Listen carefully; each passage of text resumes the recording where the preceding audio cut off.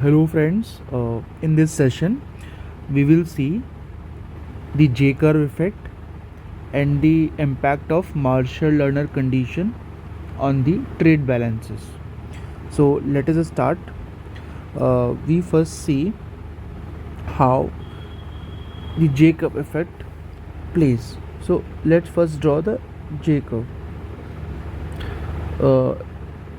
It is classically been drawn as like this.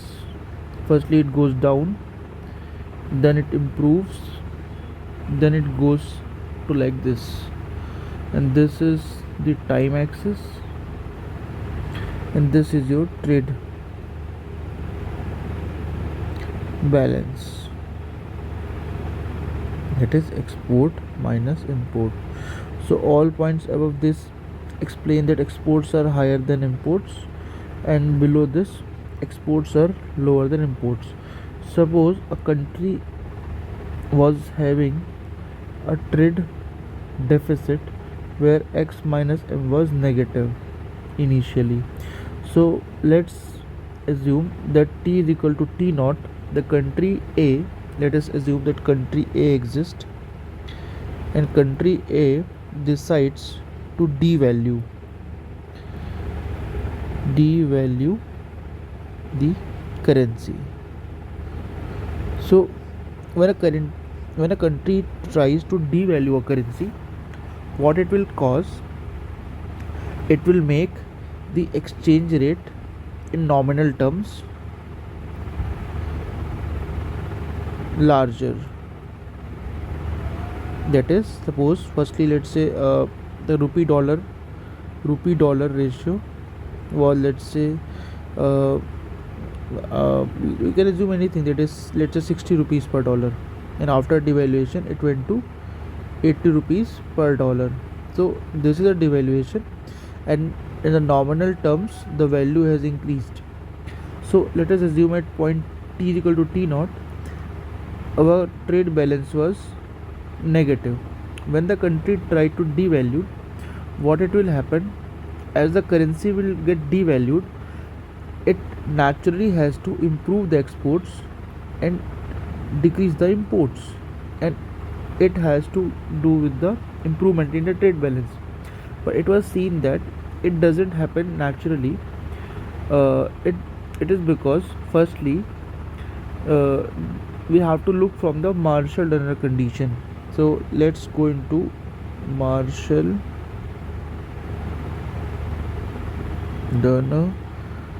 condition. Marshall-Lerner condition says if the elasticity of export with respect to exchange rate,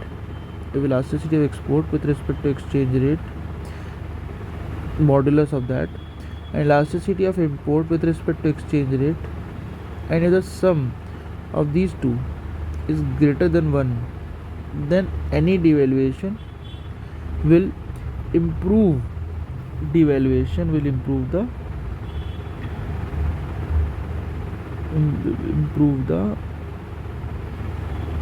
the trade balance. So any devaluation will improve the trade balance. So initially what will happen, so from time t naught to some time t1, it will cause the further degradation in the trade balance, and that degradation in the trade balance is because the value effect will dominate volume effect. The value effect will dominate the volume effect. So I can say from the region A to B,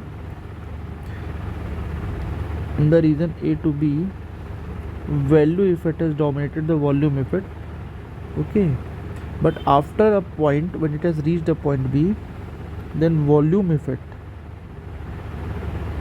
will dominate the value effect, and it will cause improvement in trade balance. It will result into improvement in trade balance, and with this improvement in trade balance, your deficit in trade deficit will narrow down. But you must also see it will not just simply stop at making your trade balanced, but it will even go further afterwards, and it is because of hysteresis effect.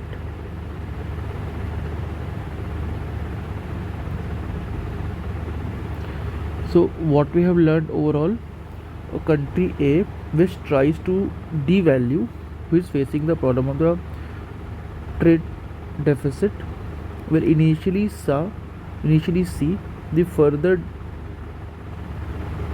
fall in the trade balances with devaluation. But if the Marshall-Lerner condition is satisfied, then in the longer run it will cause an improvement in the trade balance from B to C, and eventually the country will address its trade balance. So this is what we have seen from this J curve effect. This diagram particularly has a symbol like J, that is why it is called J curve effect, and this is called the Marshall-Lerner condition. You can very well remember.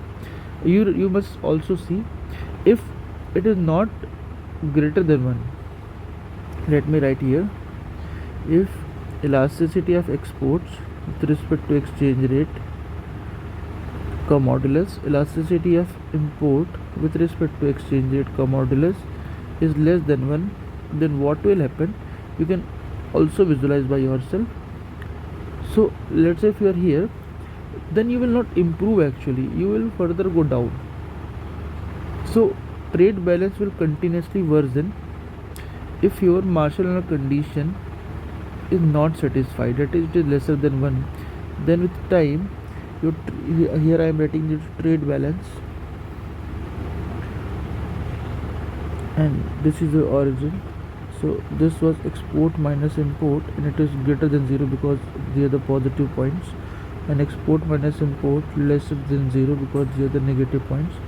So you can see, with at t is equal to t naught, when I had tried to devalue the currency, and with Marshall-Lerner condition not satisfied, then you can always write value effect will keep dominating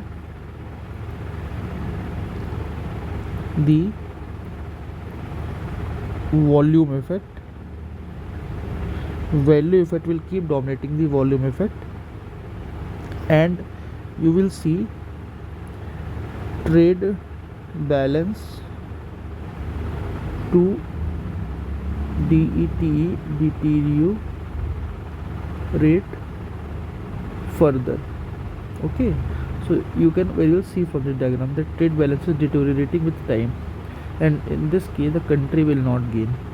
So the conclusion is, the choice to devalue